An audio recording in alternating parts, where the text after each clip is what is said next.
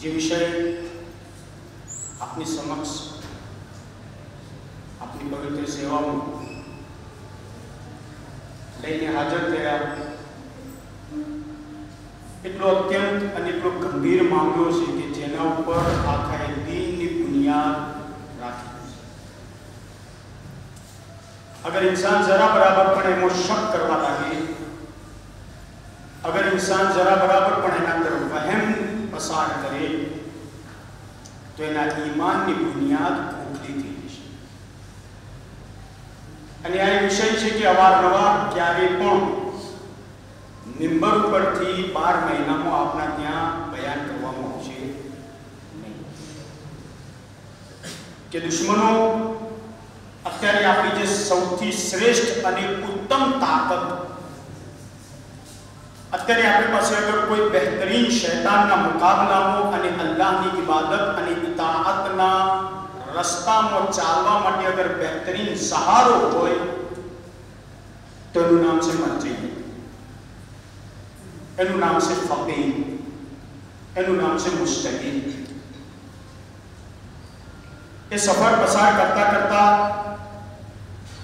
कि जानिए कि मुस्तहिद फकीह नो असल मादो असल एना अंदर रहेली ताकत ने ओळखवी होय तो पहला इतिहासनो मुख्तसर सफर करवो પડશે कि फकाहत फकीह मुस्तहिद जे इल्म प्राप्त कर्યું છે इल्मનો સોર્સ ક્યાંથી આવ્યો જેના બારામાં આપણે જાણ્યું કે અલ્લાહે જે રસૂલ ખુદા સલ્લલ્લાહુ અલૈહિ વ આલિહિ વસલ્લમ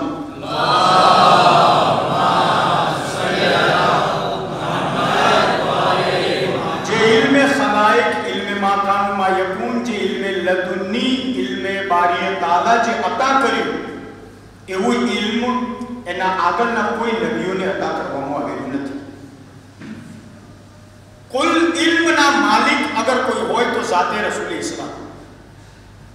रसूल इस्लाम आ तमाम बात ने एक हदीस ना सहारा थी कैद करीने कहू अना मदीनतुल इल्म, हूँ इल्मनु शहर अने ए इल्म ने ट्रांसफर कर्यु बदल्यू आप्यू नकल कर्यु ए बाबत कहीने व अलीयुन બાપ અને અલી એનો દરવાજો છે।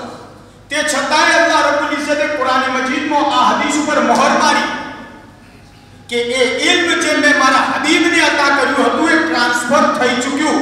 ક્યાં આગળ? કુલ કફા બિલ્લાહ શહીદા બૈની વ બૈનકુમ વ મન ઇન્દહુ ઇલ્મુલ કિતાબ। આખી કિતાબનું ઇલ્મ કોના પાસે? ઝાતે ગિરામી અમીરુલ મુમિનીન અલી ઇબ્ન અબી તાલિબ अलैहिस्सलाम।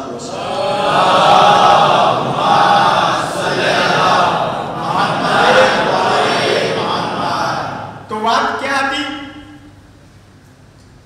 એ મજલિસો અત્યારે હું પડી ગયો છું જ્યારે કે એની એક જ મજલિસ, પણ અગર એક જ દિવસે બધું બયાન કરી દઉં તો સમય અને પ્લસ આ માહોલ એટલો કેપેબલ નથી કે આ બધું એક સાથે આપના ઝહની આલિયામાં ડાઉનલોડ થઈ શકે। ધીરે ધીરે ધીરે, કેમ કે પોસિબલ છે કે સૂકો મોજું હોવાના કારણે થોડું ઘણું મારે પણ એના ઉપર લોલીપોપનો થોડો મસાલો પણ લગાવવો પડે।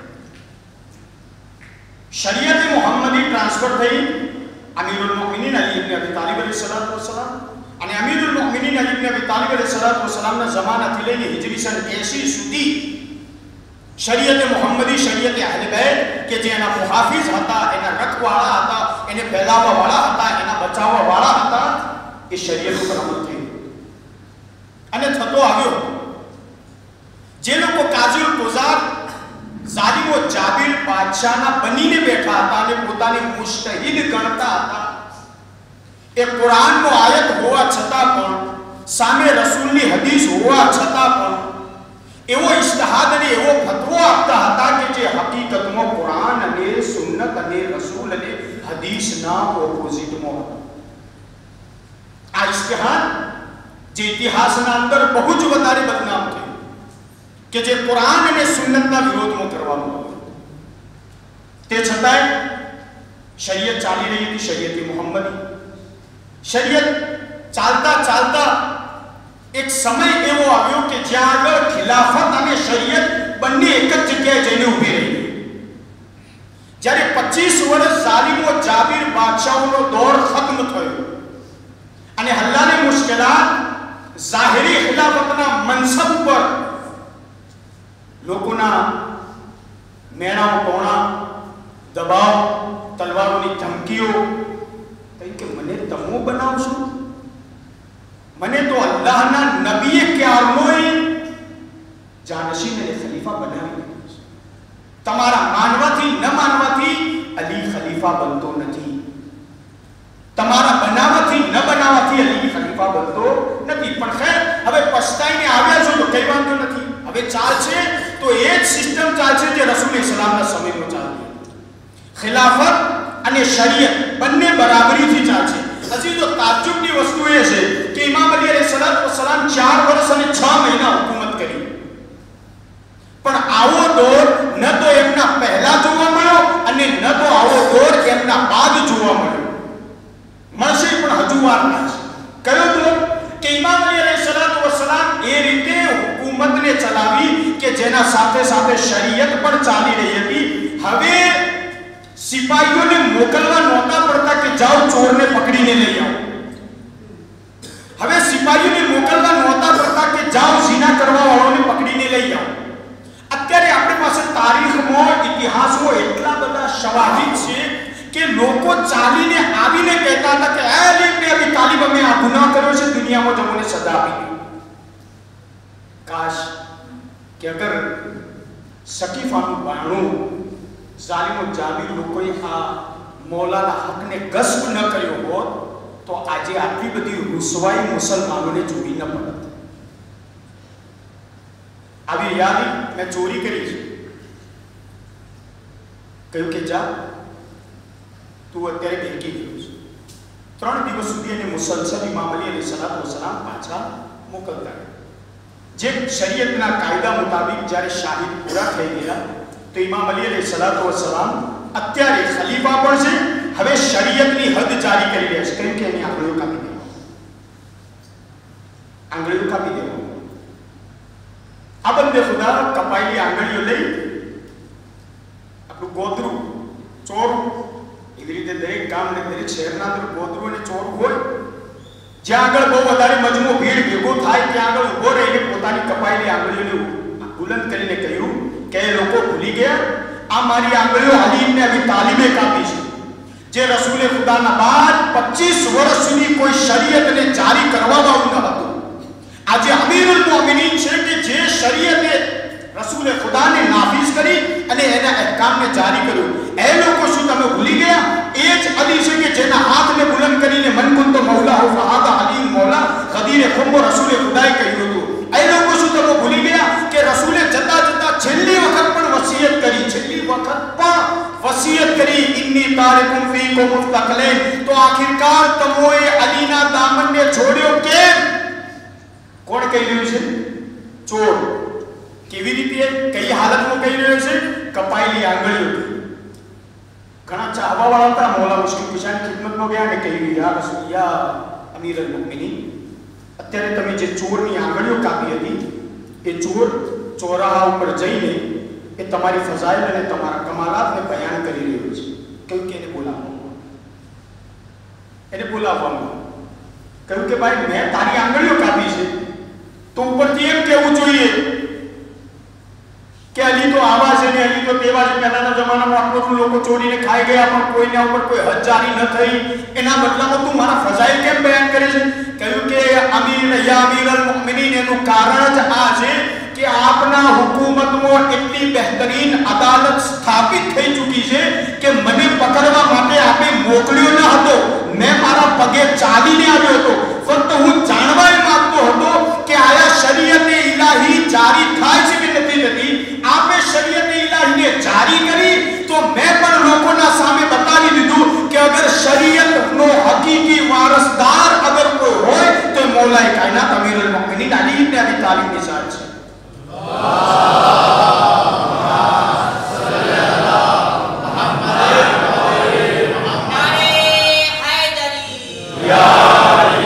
बात पूरी થઈ ગઈ. ઇમામ અલી અલૈહિસ્સલાતુ વસ્સલામના ચહેરે મુબારક પર તબસ્સુમ આવ્યો અને ત્યારબાદ ઇમામ અલી અલૈહિસ્સલામે કહ્યું કે તારી કપાયેલી આંગળીઓ આપ મને. એ કપાયેલી આંગળીઓને ઇમામ અલી અલૈહિસ્સલાતુ વસ્સલામે જ્યાંથી કાપી હતી ત્યાં પાછી રાખીને કહ્યું હવે હાથ છોડ દે. જોયું તો પાછી જોડાઈ ગઈ. થયું શું? આજ તો ઇમામ કહેવા માંગે છે કે મર્યા બાદ ઇન્સાનને બરઝખ ભોગવવાનું છે, કેમ કે અહકામે ઇલાહી ત્યાં જારી થશે. શફાઅત રોજે મહશર અમો કરીશું, પણ જે બરઝખની મંઝિલ તમારે પસાર કરવાની છે એ તો આપણે આપણા હાથથી મુકદ્દર કરીશું. આ નાના આંખના ઈશારા વડે, આ નાની જબાનને થોડી હલાવીને બીજાની કિંમત કરી, ફલાણાનો માલ ખાઈ લીધો, બહેનનો વિલસુ લૂંટી લીધો, જે કરવું અત્યારે કરી લો.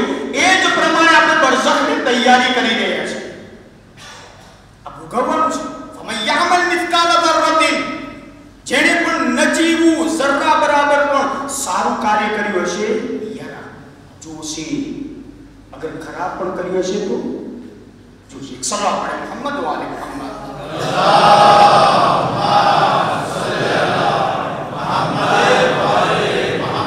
તો શરીયત અને ખિલાફત બંને સાથે ચાલે. ફરીવાર ઇમામ હસન મુશ્તબા અલૈહિસ્સલાતુ વસ્સલામનો દોર આવ્યો.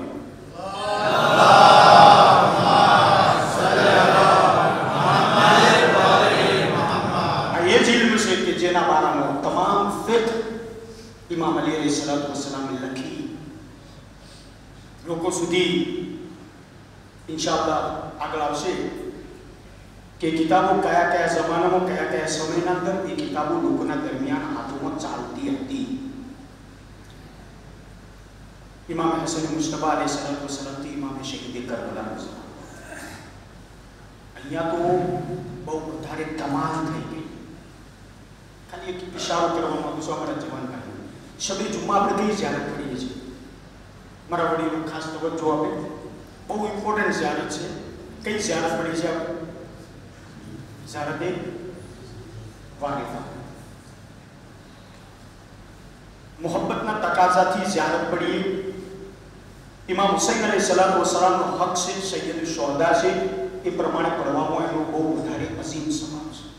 પણ એના બરકાત અને એના અસરાત અને એના ફવાઈદ છે કે અગર કોઈ પણ કાર્યથી ઘરે કોઈ પણ કાર્યના નિયતથી અગર ઘરેથી નીકળતા હો અને કામ પૂરું ન થતું હોય તો ઘરેથી નીકળવા પહેલા એક વખત ઇમામે હુસૈન અલૈહિસ્સલામ, હુસૈન દીકરી નહીં, ઇમામે હુસૈન અલૈહિસ્સલામના કબ્રે મુતહરની તરફ ઇશારો કરીને ઝિયારતે વારસા એ કામના નિયતથી પડો અને પછી જુઓ કે એના અસરાત, એના ફવાઈદ અને એના બરકત શું મળે છે ઝિયારતના અંદર. અસ્સલામુ અલૈકા, મારે કઈ કહેવાની જરૂર નથી. આદમથી લઈને ખાતમ સુધી, વારિસે આદમ, વારિસે ઇબ્રાહીમ, વારિસે નૂહ, વારિસે ઈસા, વારિસે મૂસા, બધા નબીઓની વિરાસત આપી ગઈ. ભાઈ મુખ્તસર શબ્દમાં બધી શરીયતને ભેગી કરવામાં આવે તો 5 વસ્તુ બની. બધી શરીયત. પહેલું, આ 5 વસ્તુ એવી છે કે અગર કોઈ એનો દુશ્મન હશે તો એ સીધો પૂછતાછ વગર જહન્નમમાં જશે. પહેલું, દિલનો દુશ્મન. અગર દિલનો દુશ્મન હશે તો ક્યાં જશે? જહન્નમ. બીજું, માલનો દુશ્મન ક્યાં જશે? માલનો દુશ્મન સમજી ગયા ને? બહેનનો હક અગર વારસામાં આવતો હોય અને ભાઈ ખાઈ જાય એને પણ ચોરી જ કહેવાય. એ બહાનું નહીં ચાલે કે મોમેરામાં જિયારામાં બધું પટાવી દીધું. મોમેરો અને જિયારો એ શરીયતના કોઈ કાયદામાં આવતું નથી. જે રીતે સગાઈ કોઈ કાયદામાં નથી આવતું એવી જ રીતે મોમેરો જિયારો પણ આવતું. એ 2 નંબર વસ્તુ છે કે મુસાલિયત કરવા હોય એ અલગ છે. માલનો દુશ્મન, દિલનો દુશ્મન, तीसरा नंबरનો અકલનો દુશ્મન. દિલના દુશ્મનની તો વજાહત કરવાની જરૂર નથી. માલનો દુશ્મન હવે સમજમાં આવે છે કે ચોરી કરવી કેમ જાયઝ નથી. માલનો દુશ્મન. હવે ચોરી ગમે તે પ્રકારની હોય, આપણે બધાએ જાણીએ છીએ કે ચોરીના કેટલા પ્રકાર છે. લૂંટીને લેવાની પણ ચોરી કહેવાય અને ટેબલ નીચેથી લેવામાં પણ ચોરી જ કહેવાય. ભલે આસ્તીનના અંદર અગર સંતાડીને દીકરો લઈ આવતો હોય એને પણ ચોરી જ કહેવાય. ભલે આપણે નામ બદલી કે ગિફ્ટ આપ્યું પણ એ ચોરી છે. ઈશારો કાફી છે. માલનો દુશ્મન, દિનનો દુશ્મન, तीसरा નંબરનો અકલનો દુશ્મન. એ પણ સીધો જહન્નમમાં જશે. અકલનો દુશ્મન કેવી રીતે જહન્નમમાં જાય?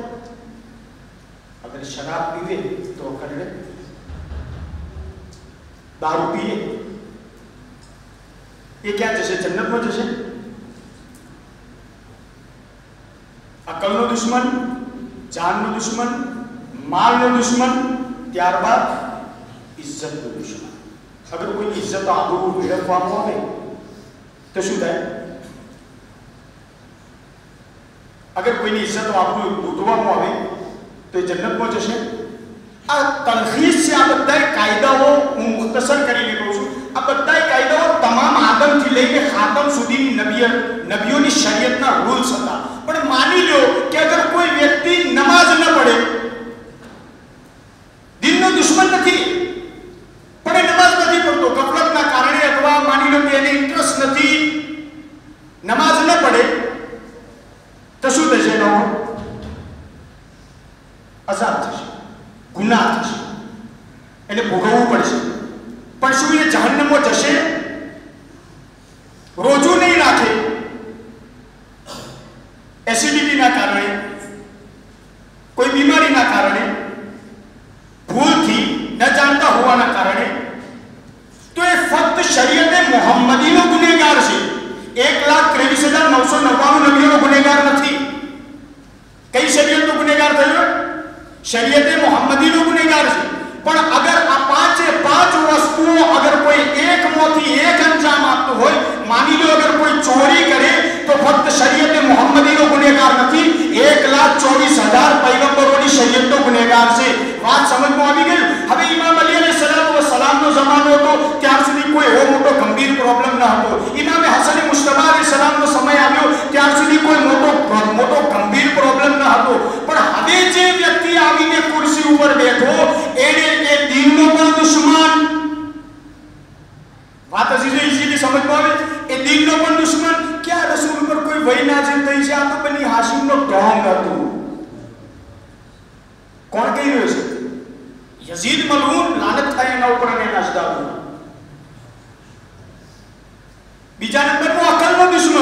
તો જ્યારે સરહાય મુબારકે મઝલૂમે કરબલા જ્યારે પહોંચ્યું તો કઈ હાલતમાં હતો.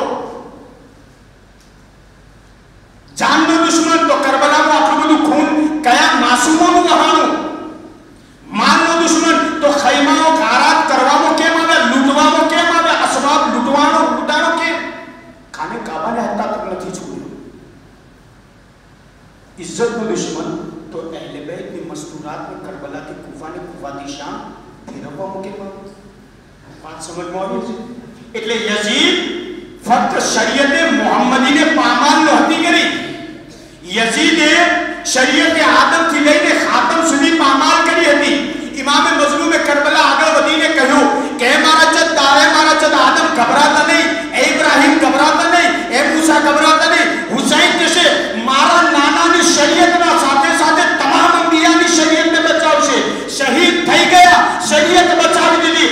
આદમ આગળ આવીને કહ્યું અસ્સલામુ અલૈકા યા વારિસ આદમ સબતિલ્લાહ, એ વારિસ આદમ તારા ઉપર સલામ થાય કેમ કે તું હતો મારી શરીયત બચી. વાત હવે સમજમાં આવે છે કે નહીં. શરીયતને બચાવી કોણે? મઝલૂમે કરબલા. સિલસિલો આગળ ચાલ્યો. એ જ કરબલાનો વારસદાર ઇમામ મુહમ્મદ બાકિર અલૈહિસ્સલાતુ વસ્સલામ.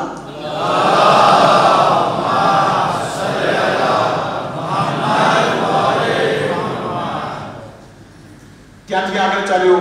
બની અબ્બાસ અને બની ઉમૈયાની હુકુમતના અંદર વિખવાદ થયો. બની અબ્બાસ ઇમામ હુસૈન અને દુશ્મન હંમેશા યાદ રાખો તમારા કપડા પહેરીને જ આવશે, બીજાનો ડ્રેસ ધારણ નહીં કરે. દુશ્મન હંમેશા તમારા લિબાસમાં જ આવશે, તમારો જેવો જ બનીને આવશે. ત્યારે જઈને તમારા દરમિયાન વસવસો કરશે. જેમાંથી એકના બારાનું હું અત્યારે પડી રહ્યું છું કે મરજૈયતનો જે દુશ્મન એ તમારા આચાર વિચાર લઈને જ આવશે. ત્યારબાદ તમને ક્યારે બહેકાવશે આપણે પોતે પણ નહીં જાણીએ. અગર ઇલ્મ નહીં હોય, નોલેજ નહીં હોય તો યાદ રાખો બહેકતા વાર લાગશે નહીં. સાદિક આલી મોહમ્મદનો વારો, ઇલ્મનો સુઘરો પથરાનો. હજારો વિદ્યાર્થીઓ ઇલ્મ મેળવવાનું શરૂ કર્યું. હવે જે વિદ્યાર્થીઓ ઇલ્મ મેળવ્યું હતું એ લોકો જ પોતાનો ફિરકો અલગ બનાવીને ચાલુ કરી દીધું. ખાલી હું એટલું જ પ્રશ્ન પૂછવા માંગુ છું, જ્યારે શરીયતે મોહમ્મદી ચાલી રહી છે તો બીજા ફિરકાની જરૂરત શું છે? જ્યારે શરીયતે મોહમ્મદી ચાલી રહી છે, હું ઇમામે સાદિક અલૈહિસ્સલામ પાસેથી ઇલ્મ મેળવી રહ્યો છું, તો પછી મને શું જરૂરત છે કે હું બીજી શરીયત બનાવું? અને અગર બીજી શરીયત બનાવી તો એનું શરીયતનું નામ પણ શરીયતે મોહમ્મદી આપવું હતું, શરીયતે સાદિક આલી મોહમ્મદ આપવું હતું, શરીયતે જાફરી આપવું હતું, શરીયતે હનફી કેમ આપ્યું? તમને આ અધિકાર કોણે આપ્યો? પણ કાલે જે પ્રમાણે બયાન કર્યું કે લોકો ચાહતા હતા કે ખિલાફત તો ગસ્બ કરી, હવે શરીયતને પણ ગસ્બ કરો. અને આખિરકાર આ લોકોએ જોર જબરદસ્તી 4 ફિરકાઓ બનાવીને એટલા સુધી મજબૂર કરી દીધા કે લોકોને એ ફિકહો પર, એ શરીયત ઉપર અમલ કરવા માટે મજબૂર થઈ ગયા. બસ આટલો જ ફરક છે. એક ફિરકો ચાલી રહ્યો છે જે શરીયતે મુહમ્મદી, શરીયતે અહલે બેત ઉપર પાબંદ છે, અને એક ફિરકો એ ચાલી રહ્યો છે કે જે શરીયતે મુહમ્મદી ઉપર ચાલતા હતા અને એના બાદ પોતે પોતાનો રસ્તો બદલી આ 4 શરીયત ઉપર આવી ગયા. બસ આ નિઝામને જો હોય તો દુનિયાના અંદર જોઈ લો કે આખા 56 મુલ્કો, 56 દેશો જે 4 શરીયતો ઉપર અમલ કરી રહી છે, આજે દુનિયાના અંદર રસવા અને બદનામ છે. ફક્ત એક જ ફિરકો એવો છે જે મોહમ્મદના ઘરેથી ઇસ્લામ ચાલ્યો હતો, જે મોહમ્મદના ઘરેથી શરીયત ચાલી હતી, આજે પણ એ શરીયત ઉપર પાબંદીથી અમલ કરી રહ્યો છે. અને એનું પરિણામ શું આવ્યું આપણે સૌ જાણીએ છીએ. પણ શરીયતને તો બનાવી દીધી, હવે આગળ છે. શરીયત તો બનાવી તો દીધી, પણ ઇમામની ઇલ્મને ઘટાડવું તો પડશે. કેમ કોઈ બીજા ઇમામ સાથે આટલી બધી ડિબેટ અને મુનાઝરો નથી થયો? ઇમામ સાદિક અલૈહિસ્સલામ, ઇમામ મુહમ્મદ બાકિર, ઇમામ ઝૈનુલ આબિદીન, ઇમામ હુસૈન, ઇમામ હસન, આટલા બધા ઇમામો હતા. કોઈ ઇમામ સાથે આટલો બધો મુનાઝરો, આટલી બધી ડિબેટ, આટલી બધી વાર્તાલાપ નથી થઈ જેટલી વાર્તાલાપ ઇમામ રઝા અલૈહિસ્સલામના જમાનામાં થઈ છે.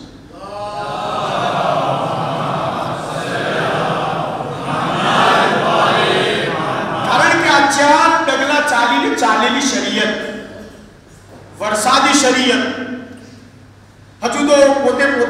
જમાવી રહી હતી, પણ સામે ઓલુને આલે મુહમ્મદ એટલું મજબૂત હતું કે જેના કારણે દુશ્મનોને ખૌફ હતો કે એવું ન થાય કે આપણી શરીયત પામાલ થઈ જાય ને ઓલું મે આલે મુહમ્મદ લોકોના દરમિયાન હાવી થઈ જાય. તો કરવામાં શું આવે? કેમ કે દરબારના અંદર ઇમામને બોલાવવામાં આવે અને એમના ઇલ્મની પરખ કરવામાં આવે.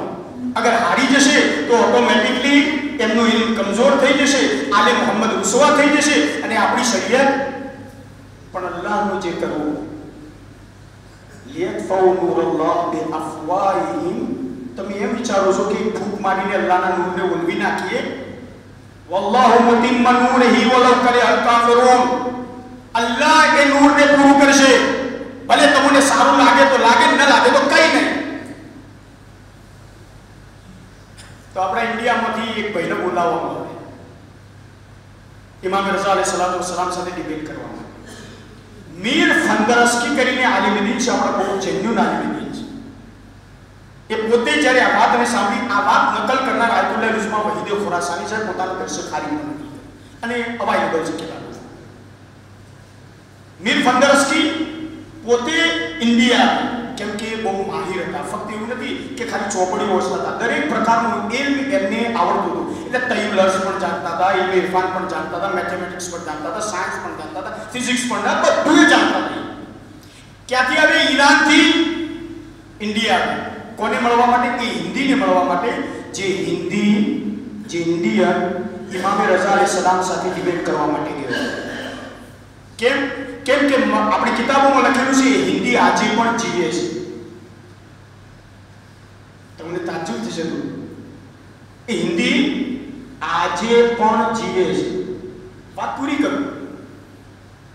જ્યારે એની મુલાકાત એ હિન્દી સાથે થઈ, ઇન્ડિયન સાથે થઈ, જે ઇમામ રઝા અલૈહિસ્સલામ સાથે ડિબેટ કરવા માટે ગયો હતો. મીર ફંદરસ્કી પહોંચ્યા ને કહ્યું, મને બતાવો, મારા મોલા ઇમામ રઝા અલૈહિસ્સલામને તે તારા આંખોથી જોયો છે, શું થયું હતું? કહ્યું, મારા પાસે પત્ર આવ્યો મામૂન રશીદનો કે તમે આવો અહીંયા અને ઇમામ રઝા અલૈહિસ્સલામ સાથે ડિબેટ કરવાની છે. પણ જ્યારે હું પહોંચ્યો તો મને ખાનગીમાં બોલાવીને કહ્યું, તારે ઉતાવળા થઈને પહેલા સવાલો જવાબ નહીં કરવાના, તું છેલ્લે બેસી રહેજે, કેમ કે તારી ભાષા સંસ્કૃતની ભાષા છે. તારી ભાષા સંસ્કૃતની ભાષા છે, તારે સંસ્કૃતના અંદર જ બધા સવાલ અને જવાબ કરવાના છે. કઈ વાતો નહીં. એના પહેલા હું ઘણા બધા ઈસાઈ, યહૂદી આ બધાને બોલાવશે, અલગ અલગ ધર્મોના. એ લોકો ઇમામ રઝા અલૈહિસ્સલાતુ વસ્સલામ સાથે ડિબેટ કરશે. જ્યારે ઇમામે બધોયના જવાબ આપી દે, અગર ઇમામ રઝા અલૈહિસ્સલામ આ બધા ઉપર હાવી થઈ જાય તો તું ઊભો થાજે. સંસ્કૃતના અંદર ઇમામ રઝા અલૈહિસ્સલાતુ વસ્સલામથી સવાલ કરીએ, અલ્લાહ અલ્લાહ, અમે તો ઇમામને જોયા પણ નથી, ઇમામના સાથે ક્યારે બેઠા પણ નથી, તો અમારો અકીદો એ છે કે તું કોના સાથે પંગો લીધો? જ્યારે કે ઇમામના બાજુમાં રહેવા વાળો, ઇમામના સાથે ઉઠક બેઠક કરવા વાળો ઇમામ રઝા અલૈહિસ્સલાતુ વસ્સલામને નથી ઓળખતો. કહ્યું, મીર ફંદરસ્કીએ બતાવો પછી આગળ શું થયું? કહ્યું કે જે ટાઈમ મુકરર હતો, એક બગીચાની અંદર અમારા બધાય મૌલવીઓને, આલિમોને, મોટા મોટા પ્રોફેસરોને બધોયને ભેગા કર્યા. હું એ ગયો અને એક બાજુ ખૂણાના અંદર જઈને બેસી ગયો. જ્યારે બેઠો તો માહોલ એવો હતો, પોતે બયાન કરે, માહોલ એવો હતો કે જે ઝાડ ને વૃક્ષો ઉપર કાબેરો, ચકલીઓ, કાગડા, પોપટ આ બધા બેઠેલા. આ બધું એના અંદર નથી, એના અંદર તો પક્ષીઓ બોલે છે. પણ આ તો તમને સમજાવવા માટે મારે કાગડા, ચકલીઓ લાવી. પક્ષીઓ બેઠેલા અને પોતાનો મધુર અવાજ બહાર નીકાળી રહી. ખુશનુમા વાતાવરણ, સવારનો સમય હતો. પક્ષીઓ બહેતરીન પોતાની ચહચહાટની અવાજ પોતે બહાર કાઢી રહ્યા હતા. માહોલ એટલો સરસ હતો. આપસમાં દરેક ઉલમા એકબીજા આલિમો સાથે ગુફ્તગુ કરી રહ્યા હતા કે ઇમામ રઝા અલૈહિસ્સલામ આવે એટલે આપણે આ સવાલ કરીશું, ઇમામ રઝા અલૈહિસ્સલામ આવે એટલે આ સવાલ કરીશું, ઇમામ રઝા અલૈહિસ્સલામ આવશે. પણ હું એકલો હિન્દી હતો એટલે એક બાજુ ખૂણાના અંદર બેઠો હતો. અચાનક મેં જોયું કે વાતાવરણ પલટો થયો. જે ચકલીઓ, પક્ષીઓ જે બોલી રહી હતી એ બધી સાયલેન્ટ થઈ ગઈ. ડાળીઓ જે હવાના કારણે હલી રહી હતી એ પોતે સ્થિર થઈ ગઈ. મને એવો આભાસ થયો કે માનો ન માનો, મને એવો આભાસ થયો માનો યા ન માનો, જે આ દુનિયાને તસ્ખીર કરનાર છે, આ દુનિયાના વાતાવરણને બદલનાર છે, આવી રહ્યો છે. જેને આપણી ભાષામાં કહીએ મહાન આત્મા આવી રહી છે. કોઈ મહાન આત્મા આવે છે ત્યારે જ આ બધું બદલાવ આવી રહ્યો. અચાનક શું જોયું કે માટી ઉડવા લાગી. મેં મારી નજરો એ માટી ઉપર નાખી તો માટી ઉડીને આવનાર વ્યક્તિના કદમનો ગોળસો આપી રહી હતી. હર એક વ્યક્તિ પોતાની જગ્યાએથી ઊભા થઈ ગયા. હું પણ મજબૂરન ઊભો થઈ ગયો. જ્યારે ઊભા બધા થઈ ગયા અને પોતે ખુરશી ઉપર જઈને બેસી ગયા તો હું બેસવાની કોશિશ કરતો હતો, પણ એમના ઇલ્મની હૈબત એટલી બધી હતી કે મારું શરીર બેસવા માટે તૈયાર ન હતું. એ મહાન આત્માએ, મહાન પુરુષે પોતાના આંગળીના ઈશારાથી મને બેસાડ્યો. બેસી ગયો. હું બેસી ગયો. મને ખબર નથી કે જાણે મારી રૂહ, મારો જીવ એ પોતે કંટ્રોલ કરતો હોય જેવી રીતે રિમોટ કંટ્રોલથી કંટ્રોલ થાય. ડિબેટ થઈ, ડિસ્કસ થઈ, ચર્ચા થઈ. ઇમામ રઝા અલૈહિસ્સલામે બધાને જવાબ આપી દીધો. જ્યારે બધાને જવાબ આપી દીધો તો ઇમામ રઝા અલૈહિસ્સલામ મામૂની તરફ જોઈને કહ્યું કે હજુ કોઈ છે જેને સવાલનો જવાબ હોય, સવાલ હોય પણ એનો જવાબ ના આવડતો હોય. તો મામૂન રશીદે પેલા હિન્દીની તરફ ઇશારો કરીને કહ્યું કે ભાઈ આપણો ઇન્ડિયાથી આવે છે, જરા એનાથી બોલા. એ હિન્દી એના પહેલા કે ઊભો થાય, પોતાના હાથ જોડી દીધા અને કદમોમાં પડી ગયો અને કહ્યું કે મામૂન યાદ રાખજે, તું ઓળખે કે ન ઓળખે, પણ હું એટલું જાણું છું કે આ એ મહાપુરુષ અને મહાન આત્મા છે જેનો ઇલ્મનો મુકાબલો મારા જેવા ન કરી શકે. મિલ કહી દીધી પહેલા જ. ઇમામ રઝા અલૈહિસ્સલામ કહ્યું ઊભો થા, તું મારો આટલો એહતરામ કર્યો, મારી રિસ્પેક્ટ કરી, તો હું તને બશારત આપું છું.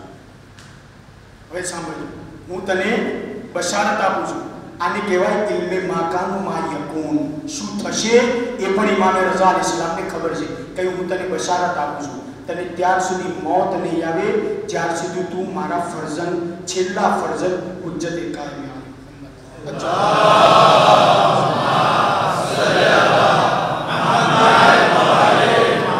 તું મારા છેલ્લા ફરજનને પોતાના આંખોથી ન જોઈ લે. મીર ફંદરસકી કહે છે, જ્યારે મેં ઇમામ રઝા અલૈહિસ્સલામની આ ઇબારત વાંચી તો મને સમજમાં આવ્યું કે હજુ ઇમામ આવ્યા નથી, મતલબ એ હિન્દી હજુ જીવતો છે. વાત સમજમાં આવી કે ના? જ્યારે મીર ફંદરસકી અહીંયા પહોંચ્યા, હવે એની આઈડેન્ટિટી બતાવો. હવે મીર ફંદરસકી કહે, જ્યારે હું એ શોધતા પહોંચ્યો તો એના જે વિદ્યાર્થીઓ હતા, એના શાગિર્દો હતા, એ બધાને મળ્યો તો કહ્યું કે હા, અમારા એ ઉસ્તાદ છે કે જે વર્ષોથી જીવતા છે એ અત્યારે સુવા માટે ગયા છે. તો ક્યારે ઉઠશે? કે 6 મહિના બાદ. ક્યારે ઉઠશે? 6 મહિના બાદ. કહ્યું કે જાઓ જઈને એને કહી દો કે તું જેનું વાટ જોઈ રહ્યો છે એ આવી ગયો, એટલે તરત ઉઠી જશે. અંદર એના શાગિર્દો ગયા અને કહ્યું કે ઉસ્તાદ ઉઠો ઉઠો, તમે જેની વાટ જોઈ રહ્યા છો એ આવી ગયો. તરત જ એ વ્યક્તિ ઊભો થયો અને બહાર આવ્યો. માથાથી લઈને પગ સુધી નજર નાખી અને ત્યારબાદ એણે ફક્ત આટલું સેન્ટેન્સ કહ્યું કે હા, તમે કઈ ઇલ્મના મેયાર ઉપર છો, તમે ઇલ્મના મેયાર ઉપર કઈ છો, પણ એ નથી જેની હું વાટ જોઈ રહ્યો છું. હાય હાય, એક પલક માટે ઇમામે રઝા અલૈહિસ્સલામ સાથે મુલાકાત થઈ તો ઇમામે ઝમાનાની આટલી મારિફત એને પ્રાપ્ત કરી લીધી. તો જે શિયાને હૈદર કરવા રોજ ઇમામનું સાંભળતા હોય, એક સલાવત પડે મોહમ્મદ વ આલે મોહમ્મદ.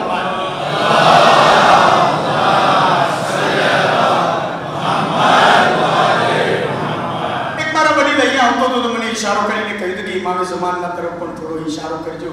તો બસ આટલું જ કાફી છે ઇમામે ઝમાન માટે, આપણા સબ્જેક્ટ માટે, કે ઇમામે ઝમાન આવશે. આજના આ ઢોંગેલી દુનિયાના અંદર, રંગબેરંગી દુનિયાના અંદર, ડુપ્લિકેટના દુનિયાના અંદર એવા કેટલાય હજારો ઇમામે ઝમાનાનો દાવો કરશે. એ દાવાના અંદર અગર ઇમામે ઝમાના સાચો આવી ગયો તો સાચો અને નકલી અને અસલીનો ફરક કોણ કરશે? અગર મુસ્તહિદનો દામન તમારા હાથમાં હશે તો સાચા ઇમામના હાથમાં દામન આપશે. વલ્લાહ, વાત સમજ્યા કે ન સમજ્યા? इंशाअल्लाह આવતા દિવસોમાં એક સલવાત પડે મોહમ્મદ વ આલે મોહમ્મદ.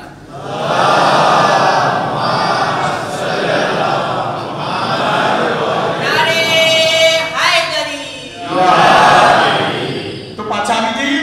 બસ આપણું ઘણું થઈ ગયું. હવે પાછા આપણા મોજ ઉપર આવીએ. ફિર તફક્કુ લિયતફક્કહુ ફિદ્દીન, દીનના અંદર સમજણ પેદા કરે. ફિર છે શું? શા માટે આટલો બધો મોજું છેડવામાં આવ્યો છે?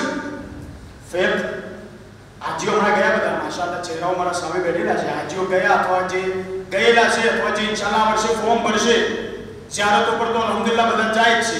મને બતાવો કે ઝિયારત ઉપર જવું હોય તો પાલનપુર જવું હોય એ રીતના આપણે જાય છે કે પહેલાથી તૈયારી થાય છે? બતાવો, બોલો, સાથે રહો, થોડા તૈયારી કરીએ. શું તૈયારી કરીએ? મોસમ, હાલાત, કપડા, ખાવાનું, પીવાનું, એટલા સુધી કે દાંત ઘસવાનું બ્રશ, ટૂથપેસ્ટ લીધી કે નથી લીધી, લુવા માટે રૂમાલ લીધો કે ન લીધો, બધું એ કરી શકીએ.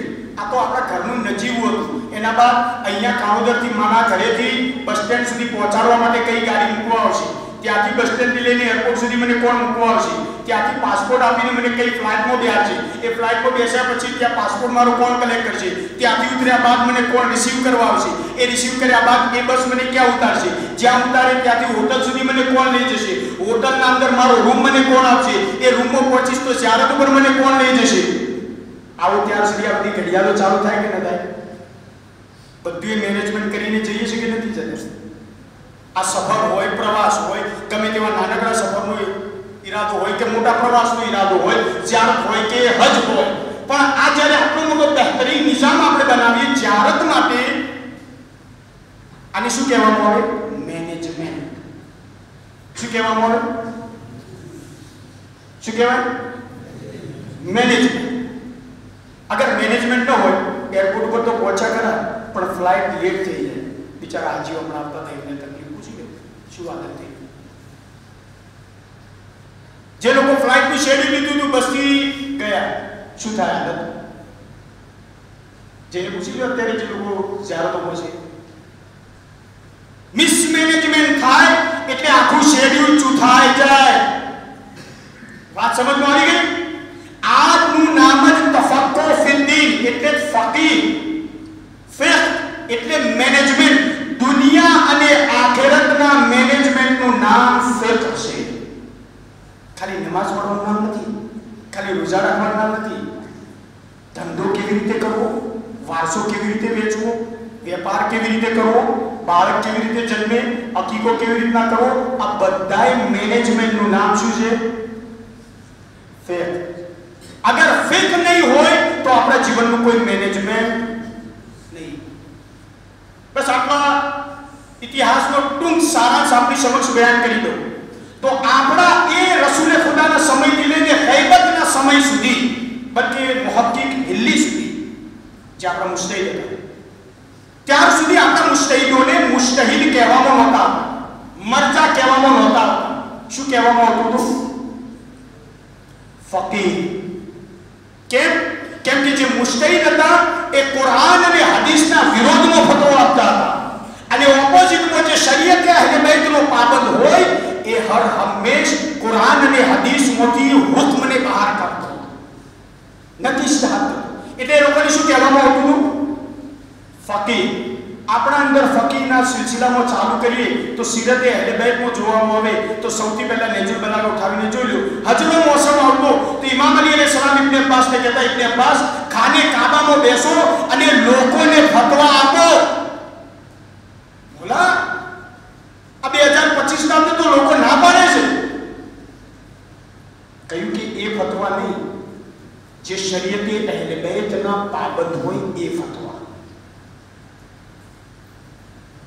આ મુહર્રમના દિવસો દરમિયાન હબીબ ઇબ્ન મઝાહિર તો આપણે સાંભળ્યું કે ભાઈ ફકીહ હતા, પણ એક બીજો ફકીહ હતો જેનું નામ છે બુરૈર હમદાની.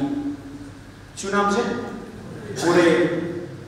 આ એવી નામાલુમ શખ્સિયત છે કે જેમણે એ સમયના અંદર જે તાબેઈનમાંથી ગણવામાં આવે છે, એટલે તાબે એટલે સાહાબીએ હોય જેમણે પોતાના આંખેથી રસૂલે ખુદાને જોયા, અને જેણે રસૂલે ખુદાને જોયા એના બાદ જેણે એને જોયા એને તાબે કહેવામાં આવે છે. તો બુરૈર તાબેઈનમાંથી છે. પોતે ઇમામે હસન અને ઇમામે હુસૈન અલૈહિસ્સલામના જીવનમાં પોતાનું જીવન પસાર કરી રહ્યા છે.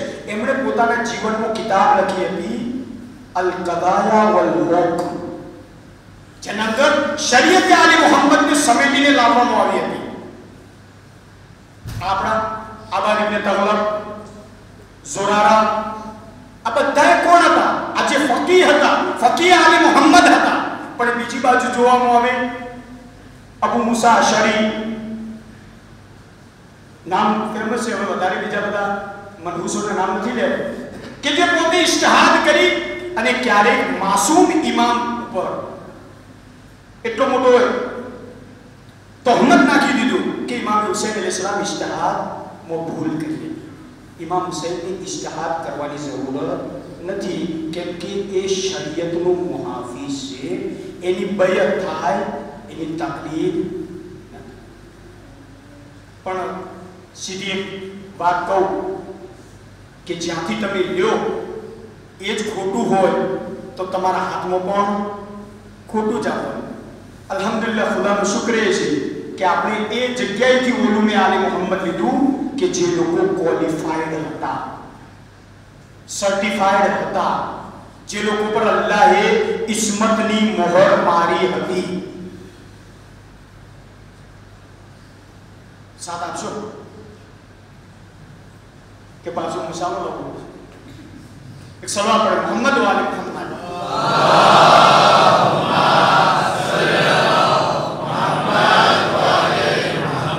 ક્યારેક પણ ઉલુમે આલે મુહમ્મદના અંદર કોતાહી ન કરતા, ફખર કરતા કે તમો જેના પાસેથી ઇલ્મ લીધું છે, સર્ટિફાઈડ છે, ક્વોલિફાઈડ છે. આટલું જ ખાલી વાત સમજી લો તો પછી આગળ આપણે ગૈબતના દોરમાં ચાલીએ છીએ અને ઇન્શાઅલ્લાહ કાલેથી સવારે ઇજ્તિહાદ શરૂ. સર્ટિફાઈડ અને ક્વોલિફાઈડ એટલે શું? આજે આપણા સમક્ષ એવા કેટલાય હોદ્દેદાર બેઠેલા હશે કે આ એ એન્જિનિયર હશે, ડોક્ટર હશે, મિકેનિકલ એન્જિનિયર હશે, સીએ હશે, છે કે નહીં? આપણા દરમિયાન બેઠેલા છે કે નથી બેઠેલા? ડોક્ટર છે, એન્જિનિયર છે, મિકેનિકલ એન્જિનિયર, સિવિલ એન્જિનિયર, જેટલી પણ હોદ્દાઓ અને પોસ્ટ છે, માની ગમે તે પોસ્ટો ધ્યાન રાખો. જ્યારે એની મુલાકાત લો તો મને એટલું બતાવો કે એને હોદ્દાથી ઓળખો છો કે એના ક્વોલિફિકેશન. એને આપણે ઓળખીએ છીએ, માની લો ડોક્ટર, ડોક્ટરને ડોક્ટરીથી ઓળખીએ છીએ યા એને ડોક્ટરીનું જ્ઞાન લીધું એના કારણે એને ડોક્ટર તરીકે ઓળખીએ છીએ? બોલો. ક્વોલિફિકેશનથી હર ઇન્સાન જ્યારે પણ કોઈને ઓળખે તો એના હોદ્દાથી નથી ઓળખતો, બલકે એના ક્વોલિફિકેશનથી ઓળખે છે. ક્વોલિફિકેશન એટલે શું? કે અગર ડોક્ટરીનું ભણતર લીધું હોય તો એનો હોદ્દો મળ્યો ડોક્ટરી. હવે એ ભણતરના કારણે એ જે ડોક્ટર બન્યો એના કારણે એને હોદ્દાથી નથી ઓળખવામાં આવતું, એ ડોક્ટરીનું જ્ઞાન લીધું માટે એને ડોક્ટર કહેવામાં આવે છે. એન્જિનિયર હોય, સિવિલ એન્જિનિયર હોય કે કોઈ પણ પ્રકારની પોસ્ટ હોય, હર હંમેશ એ પોસ્ટ હોદ્દાથી ઓળખવામાં નથી આવતી, બલકે એના ક્વોલિફિકેશનથી ઓળખવામાં આવે છે. કે એનું કારણ એ છે કે ઘણા હોદ્દા એવા હોય છે કે જેમના પાસે ક્વોલિફિકેશન હોતું નથી પણ હોદ્દો હોય છે. શું ઘણા એવા ડોક્ટર નથી જે ભણ્યા નથી પણ ડોક્ટરી કરે છે? છે કે નહીં? વગર લાયસન્સ એમને મેં આટલા બધા અમદાવાદમાં પકડાય છે, નકલી ચોકડી મારી મારી ડોક્ટર બની. સિવિલ એન્જિનિયર જોઈ લો, એન્જિનિયર જોઈ લો, જેમને નકલી સર્ટિફિકેટો બનાવીને ભણ્યા નહીં. જ્યારે ભણ્યા નહીં તો ક્યારે પણ એમનો હોદ્દો ઓળખાશે નહીં. એટલું યાદ રાખો કે ઇન્સાનનો હોદ્દો ત્યારે ઓળખાય જ્યારે એના પાસે એનું ક્વોલિફિકેશન, એનું ભણતર, એનું જ્ઞાન હોય. હવે બસ આટલું સમજી ગયા તો હવે સમજી લો કે આપણા પાસે જે અહલે બેત અતહાર અલૈહિસ્સલાતુ વસ્સલામ છે એમનું ક્વોલિફિકેશન શું? એમનો હોદ્દો છે નબુવત, એમનો હોદ્દો છે રિસાલત, એમનો હોદ્દો છે ઇમામત. આ ત્રણે ત્રણ હોદ્દા છે. ક્વોલિફિકેશન શું છે એમનું? ઇસ્મત અને માસૂમ હોવું. ઇસ્મત અને માસૂમ હોવું એમનું ક્વોલિફિકેશન છે. જ્યારે ઇસ્મત અને માસૂમ હશે તો નબી પણ બનશે, માસૂમ હશે તો રસૂલ પણ બનશે, માસૂમ હશે તો ઇમામ પણ બનશે. પણ ક્યારે તમે એવું નહીં જોયું હોય કે જેના પાસે હોદ્દો હોય પણ ક્વોલિફિકેશન ન હોય?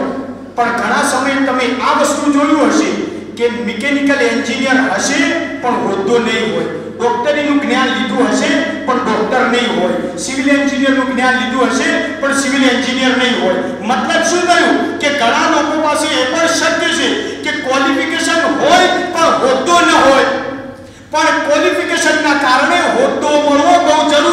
સમજી ગયા આટલું? હવે તમને ઈઝીલી સમજાવી દઉં કે હોદ્દો શું છે? નબુવત. હોદ્દો શું છે? રિસાલત. હોદ્દો શું છે? ઇમામત. અને એનું ક્વોલિફિકેશન શું છે? ઇસ્મત. તો પોસિબલ છે કે ઘણા લોકો પાસે ઇસ્મત હોય પણ ન તો એ નબી હોય, ન તો એ ઇમામ હોય, ન તો એ રસૂલ હોય. છે કોઈ તમારા પાસે? છે કોઈ એવો કે જેના પાસે ઇસ્મત હોય, જે નબી પણ નથી, માસૂમ ઇમામ પણ નથી અને રસૂલ પણ નથી? તો હદીસે કિસ્સા ઉઠાવીને જોઈ લો, આખી વાત તમને સમજમાં આવી જશે. યા રબ્બે વમન તહતલ કિસ્સા, એ પરવરદિગારા ચાદર નીચે કોણ છે? તો કહ્યું હુમ અહ્લુ બૈતિન નબુવા. હોદ્દાથી ઓળખાવ્યા કે આ નબુવતના ઘરવાળા. વ માદિલુર રિસાલા, રિસાલતના હોદ્દાથી ઓળખાવ્યા. ફરિશ્તાઓને સમજમાં ના આવ્યું તો કહ્યું હું તમને એવી ઝાત ઓળખાવું જેના પાસે ક્વોલિફિકેશન ઇસ્મતની છે પણ ન તો નબી છે, ન તો રસૂલ છે, ન તો ઇમામ છે. હુમ ફાતિમતો વ અબૂહા વ બાલુહા વ બનુહા. સલાવત પડે મોહમ્મદ વ આલે મોહમ્મદ.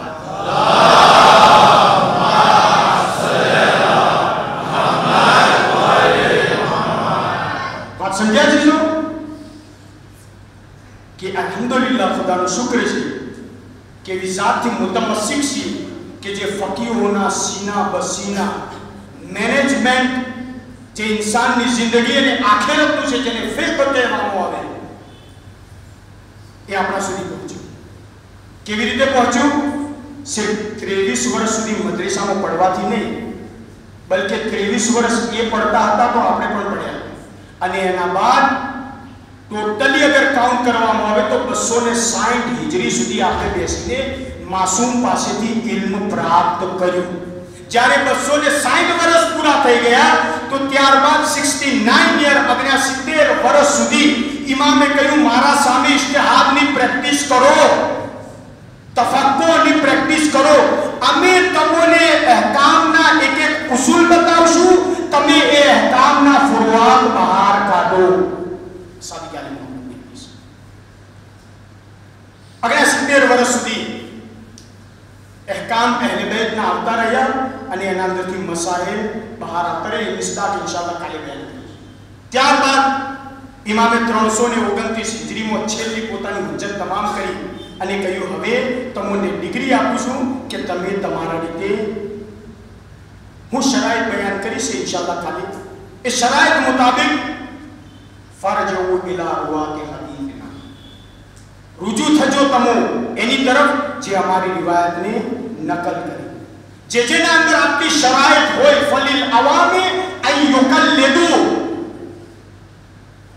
જેના અંદર આપની શરાઈત હોય એ વ્યક્તિ આ વ્યક્તિની તકલીદ કરે. સાંભળી લો, ન તો તકલીદનો શબ્દ આપણા ઘરનો છે, ન તો મરજા શબ્દ આપણા ઘરનો છે, ન મુસ્તહિદ આપણા ઘરનો શબ્દ છે, ન તો ફકી આપણા ઘરનો શબ્દ છે.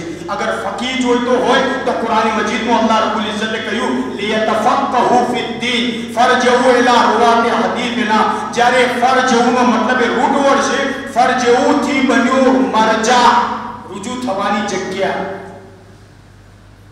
અને એના ઉપરથી જ આ બધાએ મસાઇલ હલ થતા ગયા અને ઇમામે સરાહતન કહી દીધું કે અવામ માટે જરૂરી છે કે તકલીદ કરી. શા માટે તકલીદ કરી? આટલો પ્રશ્નનો સોલ્યુશન આપી દો, કાલે પાછું રિપીટ કરીશ. કેમ કે હવે તમારી મેમરી ડાઉનલોડ નહીં કરી શકે, ટાઈમ પૂરો થઈ ગયો છે.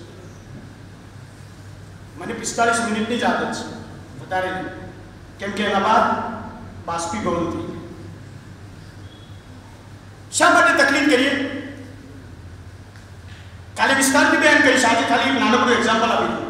શા માટે તકલીફ કરીએ? અરે ભાઈ, ગાડી ખરાબ થાય તો મેકેનિકની તકલીફ કરી શકો, ઘર તૂટી જાય તો કડિયાની તકલીફ કરી શકો, કલર ખરાબ થાય તો કલર કરવાવાળા પેન્ટરની તકલીફ કરી શકો. દુનિયાના દરેક નિઝામના અંદર અકલ એમ કહે છે કે ભાઈ અગર તમને ના આવડતું હોય તો જેની આવડતું હોય એની તકલીફ કરો. આજ તો છે તકલીફ, કે આના સિવાય બીજું છે તકલીફ. જે તમને ના આવડતું હોય, જેને આવડતું હોય એ ના આવડવા વાળો વ્યક્તિ શું કરે? તકલીફ કરે. ભાઈ અમે ક્યાં કહી શકીએ તકલીફ વાજિબ છે? અમે નથી કહેતા ભાઈ તકલીફ વાજિબ છે. પણ અલ્લાહ રબ્બુલ ઇઝ્ઝતે જો કુરાન મજીદમાં કહ્યું છે એ પ્રમાણે તમે ધ્યાનથી સાંભળજો. પહેલા અમો નથી કહેતા તકલીફ જે વાજિબ છે પહેલા અલ્લાહ રબ્બુલ ઇઝ્ઝતે શું કર્યું? યતફક્કહુ ફિદ્દીન, ફકીહ બને, પોતે મુજતહિદ બને, પોતે એટલો જ્ઞાની બને કે એને તકલીફ કરવાની જરૂરત જ ન પડે. મુજતહિદ તો બનો જ્યાં કુરાનમાં બિસ્મિલ્લાહિર રહેમાનિર રહીમ એ જ ખબર નથી કે બિસ્મિલ્લાહ કેવી રીતે પડાય. એ સમજી શકશે કે અલ્લાહનો હુકમ કુરાન મજીદના અંદર શું બયાન કરી રહ્યો છે, હદીસના અંદર એની સનદના સિલસિલાથી, એના હવાલાના સિલસિલાથી, એના ઝઈફ હોવાના લિહાઝથી દરેક પ્રકારથી શું એ માહોલ જાણી શકશે. અરે જ્યાં ફિકહની 45 મિનિટની મજલિસના અંદર આંખો પર મોતિયા બેસી જાય તો 70 વર્ષ ક્યાંથી કુરબાની આપી શકશે? એક સલાવત પડે મોહમ્મદ વાલે મોહમ્મદ.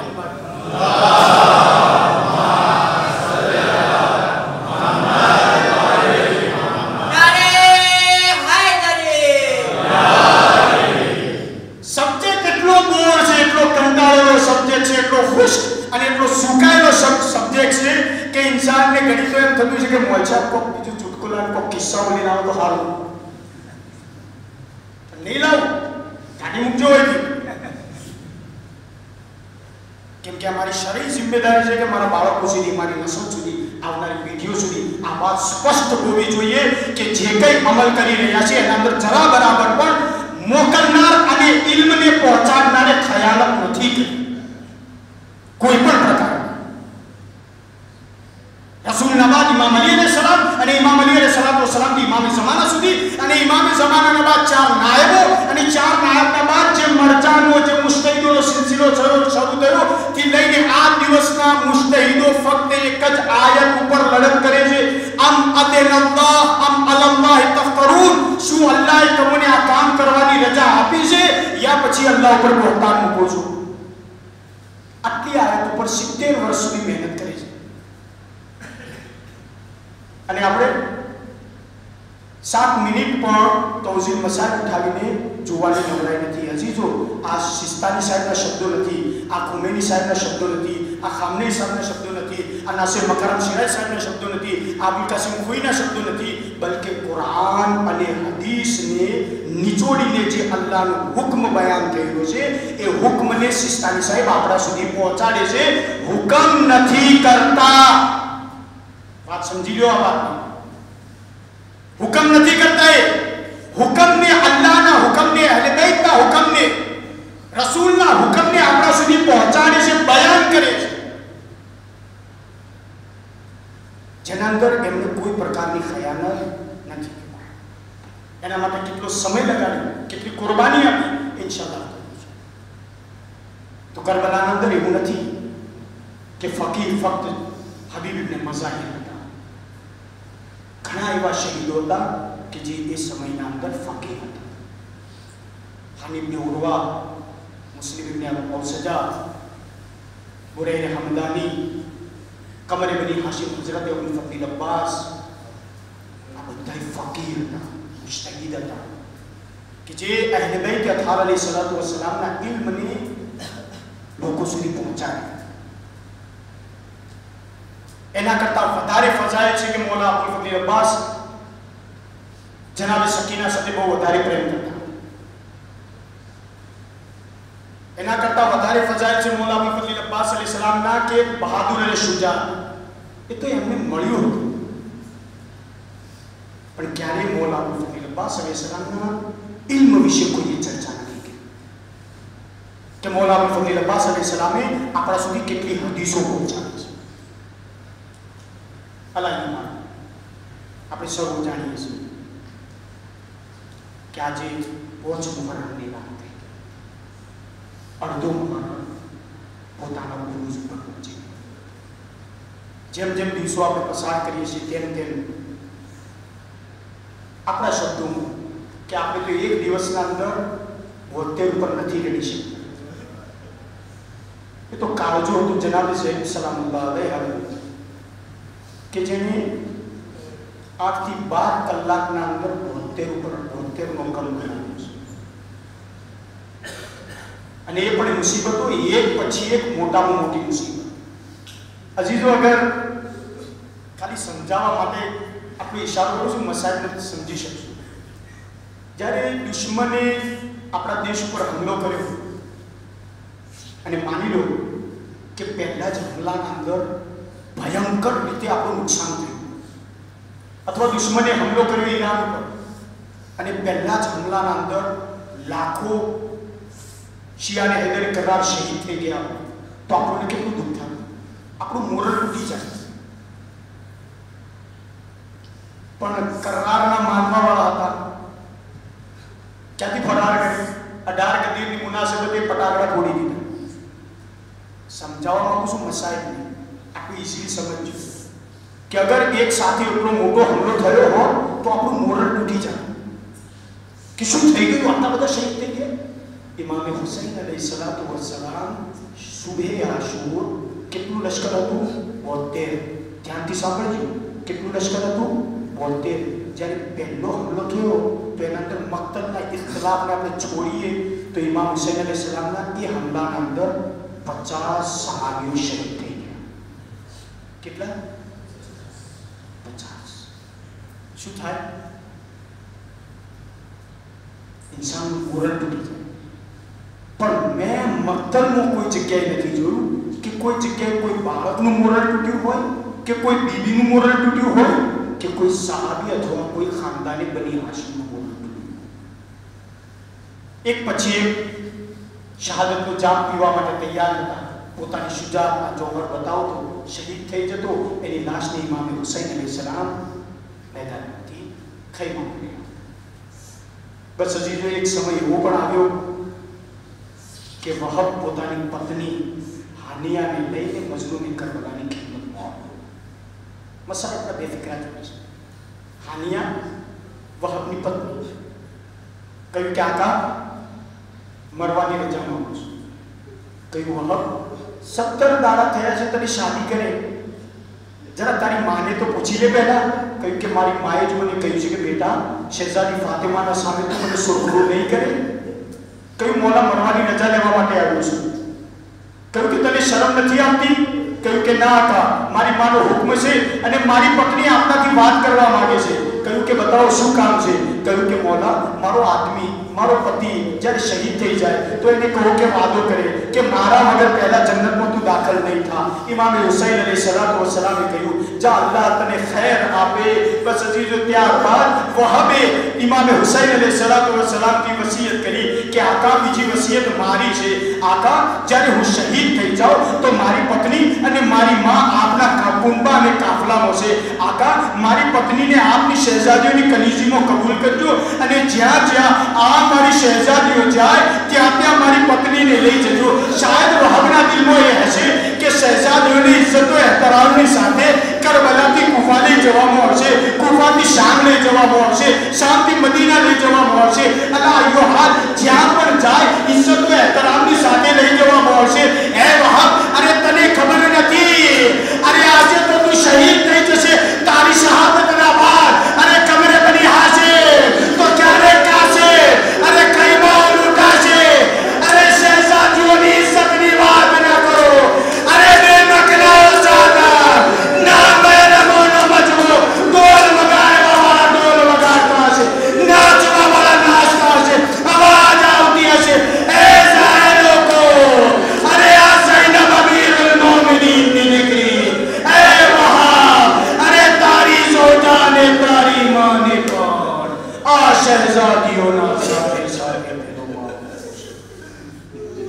અલ્લાહ القوم الظالمين